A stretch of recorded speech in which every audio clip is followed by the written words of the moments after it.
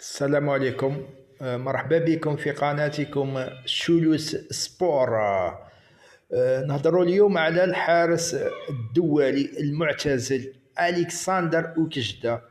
حقيقة الفريق الوطني مازال محتاج لهذا الحارس. هذا الحارس لازم يرجع الفريق الوطني لأنه ما عندناش حارس بالمستوى نتاعو.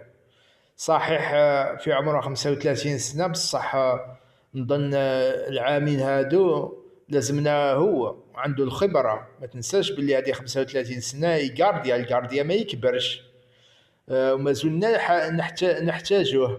حارس ممتاز جدا حقيقة، ثاني أحسن حارس في فرنسا في التصديات، رغم أنه يلعب مع فريق ضعيف بس عنده مستوى. يا صاحبي هذا لازم يرجع هذا.